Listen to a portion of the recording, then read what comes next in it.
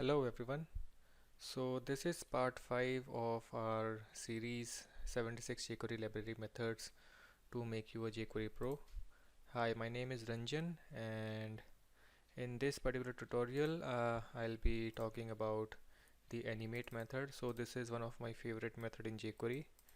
So this is my favorite because animate method can do a lot of animations on the web page for you. So just like previous methods we discussed, either you have fade in or slide up or fade toggle or fade to, but animate method actually can do a lot more than the previous method that we discussed earlier.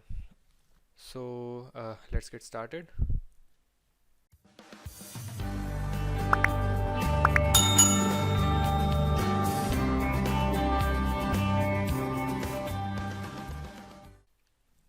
So to start with animate method, I have taken a basic web page.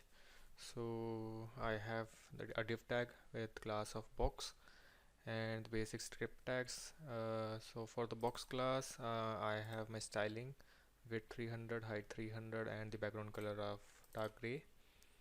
So if I save this page and if I look at my browser, so if I look at my browser, we have a div tag with a dark gray as background. So what I want to do is I want to apply basic animation of width and height simultaneously when I click on this div tag. So let's see how that happens. So in my jQuery, I'll take a selector $.box dot click function, and when I click on this the box, so I'll use this dot animate. So animate method take an object and the key value pair. So in animate I will pass width, the property that you want to modify, and what value it should animate to. So I'll write 600 pixels. So initially if you see in my CSS I have width as 300 pixels. So I want to animate the div tag with width up to 600 pixel. And so let's just check the basic thing. So I'll check only for uh, the width. So if I save this and if I go to my web page and if I refresh and if I click on the div tag, you'll see that the animation has happened. So if I inspect the div tag, let's see what has happened. So you can see that style width 600 have been applied. So how is that applied? If we look at closely, so if we look at the div class is equal to box, and if I click on the box, so it will apply width as 600 pixel by animating it. So that's why we have the animation here. So if I come back to my code and I want to simultaneously animate the height also, so height as 500 pixel. So comma, since we have an object key value pair, this is the key, this is the value, comma, this is the key, and this is the value, 600 and 500 pixel. So if I refresh this web page again and if I click on it, so you can see that width and height both have animated. So we have width and the height. Great. So I also want to animate, let's say, margin left, margin left I want to add to 200 px. So margin left will be 200 pixels. Since we currently do not have margin, so it will add a margin left and it will animate it up to 200 pixel. So let's see. So if I refresh and if I click on this, so you've seen that there is a margin applied to div tag. So width, height, and margin, all three properties have been animated.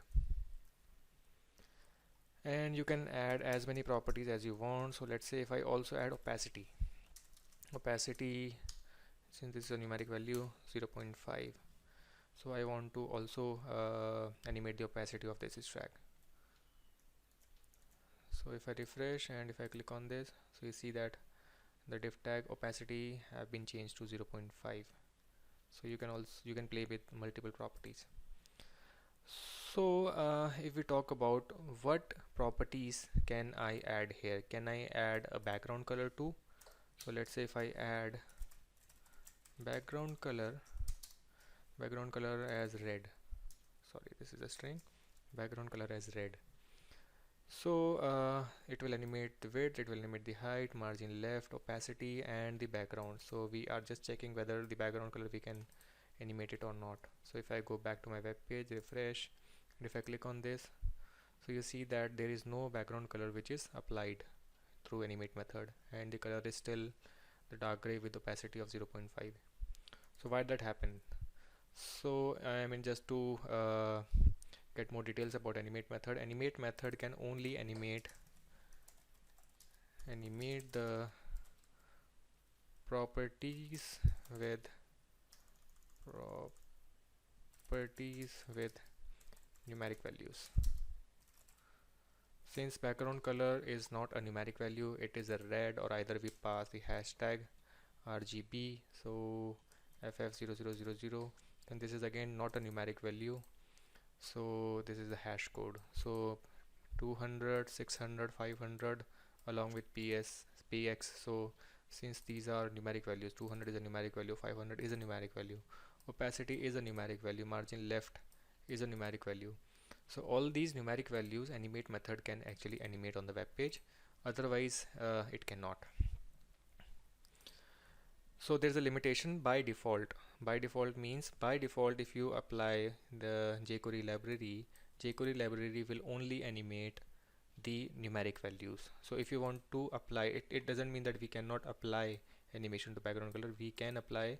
So there are two methods that we can apply. Either you can apply using CSS background animation, so not exactly CSS3, yeah, CSS3 background animation, or you can use jQuery UI library, which is a separate library. So you can include that library on your web page after the jQuery library somewhere here, and you can then animate the background color.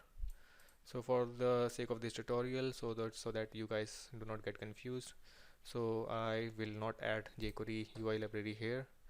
We'll cover that in some other tutorial, and for now we will just look at the basic jQuery library that we have by default. So this cannot work, so I'll remove the background color.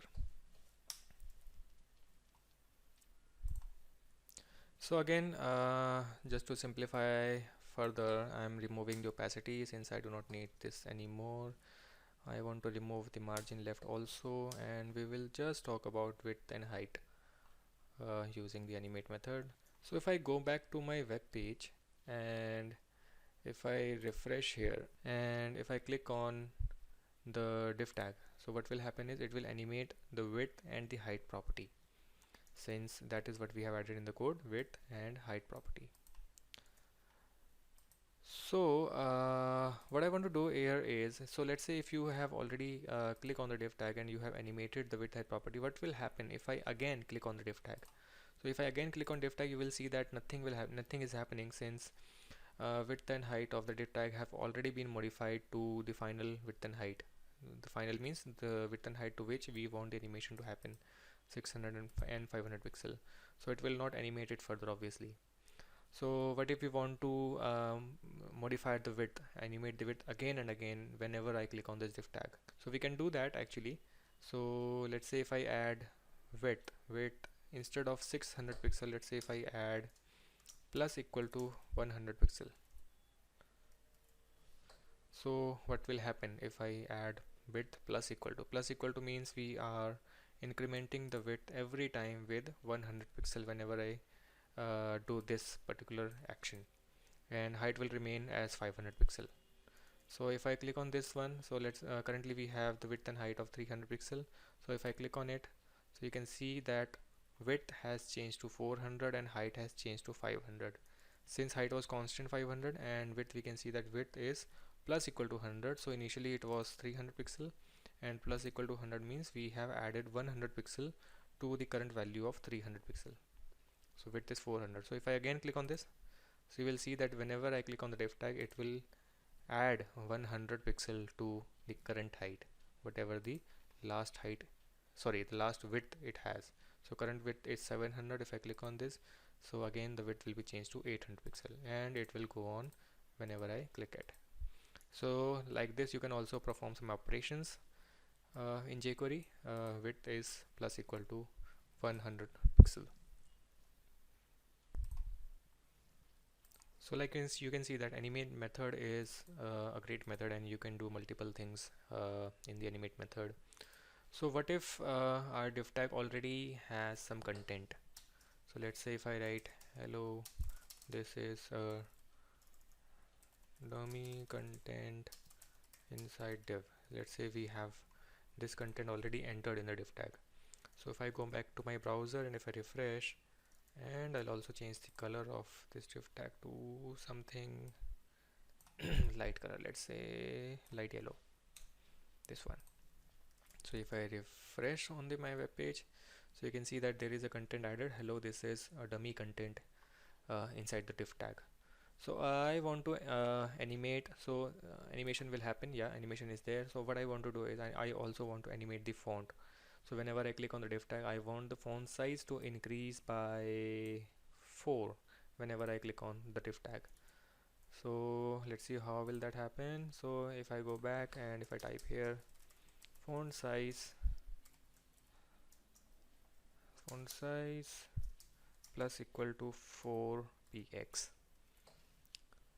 just like we have width, we have font size plus equal to 4px. So let's see again.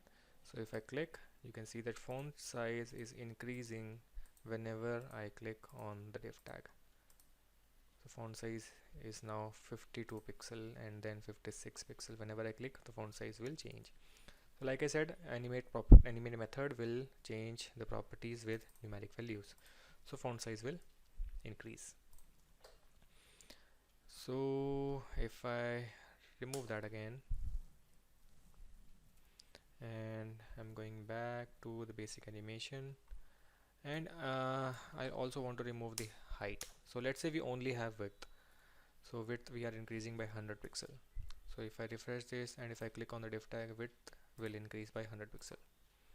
Okay, so if I refresh again, so what will happen if I click on this div tags 5 times at once, 5 times simultaneously? So let's see, 1 2 3 4 5. So I have clicked on the div tag 5 times, and you can see that whenever I was clicking, so it was actually growing each time, not each time, but it was actually queuing up everything, all my actions, and it was growing. So let's say if I click several times, I don't know how many times, so I've clicked several times, and you can see that the div tag was growing, and it has queued up the animation, and it was growing I mean the number of times that I have clicked on the div tag.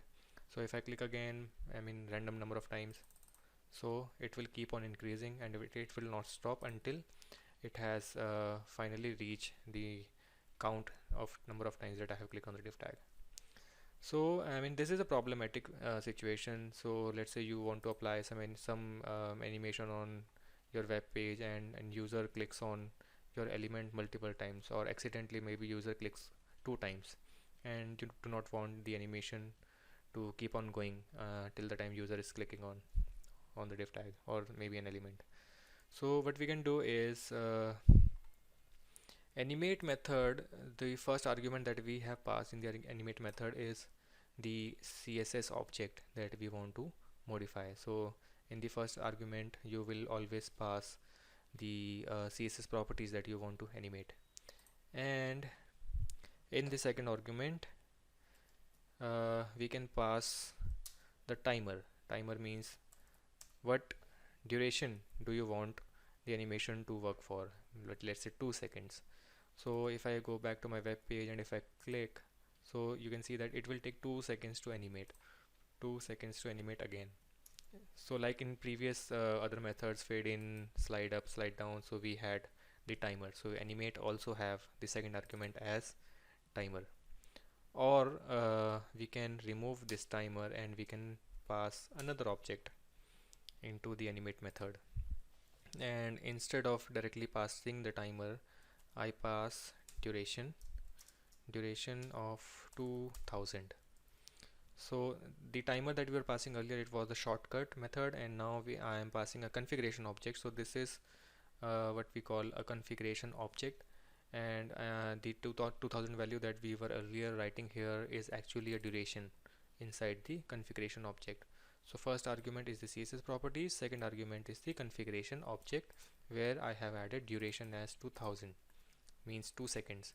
So if I go back and refresh and if I click on this, you can see the animation is still happening with 2 seconds of delay. And this configuration object have multiple things. So let's say if I do comma and if I do queue as false. So like we were facing the problem when user clicks multiple times, so the animation were queuing up and it was happening till the number of count that you have clicked or you have passed the action for. So queue false means, so by default queue is always true. So in the configuration object we can actually change the queue property. So I have passed queue as false. So if I go back again, refresh, and if I click multiple times, so you can see that, or I'm clicking it right now, you can see that animation is not queuing up. So if I release, so you can see that it just changed to some wait means since I was actually clicking for more than 2 seconds, so it has actually passed the width of some value. So 59 actually was added since the time I was clicking up, so it was not queuing it, it was removing the queue, but the width was actually increasing to something 59. And then since I was clicking it for more than 2 seconds, so there are 400 pixel added here. So if I go back, if I refresh, so let's say if I click 3 times, 1 2 3, so what will happen, it will only change the diff width to 400 pixel plus 2 seconds till time it was waiting for the queue to clear. So this we can actually use in our web page, so you can always clear the queue whenever you have the scenario where user can click an element multiple times. So actually the width is actually getting 402.825, which is some random value here. It's because this I am adding the width with plus equal to 100 pixel. So this is a hypothetical case. Now nobody will ever going to use this plus equal to 100 pixel. I don't think there will be a scenario.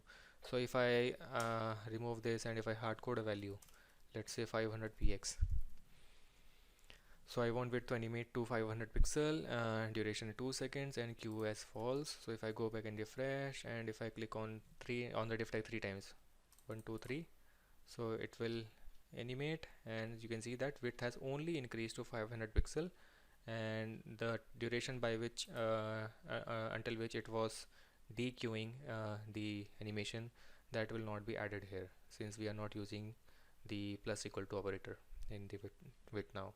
So this is actually a real scenario where width you have to have a fixed width, right? uh, so queue false you can use if you do not want to add up the animations. So next we have let's say I again add height of well I had, let's say, height of 400 px again. So if I go back, refresh, and if I click on this, height will change to 400 pixel with animation, and width is 500 pixel. What if I want to make this diff tag to height as 0 to actually toggle the height? So what we can do is in animate method we can actually pass a string toggle. So width will be 500 pixel and height will toggle. Toggle means it will switch on and switch off. If height is already there, it will set the height to 0, and if height is 0, then it will set the height of whatever height is present in the CSS property. So CSS is 300 pixel. So let's see the first case, so where the height is toggle. So if I go back to my web page, refresh, and if I click on this diff tag, so you will see that width will increase and height will decrease. So height is decreasing and the diff tag is gone, so display as none since height is now 0. So element will no more exist on the web page, and there is no way that I can toggle the height back since diff tag does not exist here. So to check that, what I'm going to do is I'll add a button here, button animate class equal to anim btn. So whenever I click on animBTM, so I'm commenting this code and we'll write again $.animBTM dot click function. So what I want to do is I want to copy this code $divTag.animate.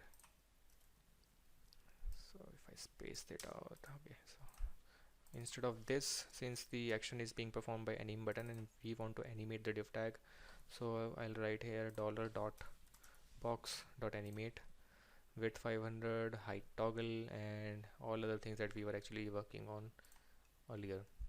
So if I save this and if I go back to my page, refresh, and if I click on animate, I think something is wrong here. What have I done? $.box.animate, this is fine, this is fine, this is fine. Anim button dot click function. Oh. So my comments are actually wrong, so this comment should move to here. So my bad, sorry. And also I think there is a bracket mistake and this bracket has to move here. So ignore this, what I'm doing. So actually it was a commenting mistake. So this comment should move here. So don't look at that. So we'll focus only on this code. So when we click on the anim button, and this is what we want. So if I refresh again and if I click on animate, so you can see width is increasing, height is decreasing. So height has finally toggled to display none. And if I click that again, so you can see width is 500, which was fixed, and height is increased. So what is finally the height of it? So height, you can see height is now 300 pixel, is the default height that the element had when we loaded the web page. So toggle property, the toggle value actually works magically. So it toggles the current element's height or width or whatever property is to the default that is set by CSS. So we can use toggle with both the things. Let's say this is again toggle width, toggle height, and if I refresh and click on animate again, so you can see div tag width and height will shrink and the complete element is display none. And if I click on animate again, so it will come back to the web page with the original width and height as it was displayed in the CSS. Great. Yeah, so I think I have covered multiple things. So you can use this code and try playing around with animate method, and you can pass different properties which has numeric values instead of string values. And just to mention that in the next tutorial I'll be talking about callback methods. So animate method has a callback method and this configuration object will go further. So I'll talk about in the next tutorial. In the previous tutorial I talk about that fade in, fade out, slideshow and show height, they all have callbacks. So in the next tutorial I will be covering all these methods with the callbacks. So if I add a new section here, callbacks, so which I will be covering in the next video. So thank you guys, we'll see you in the next part 6. Thank you.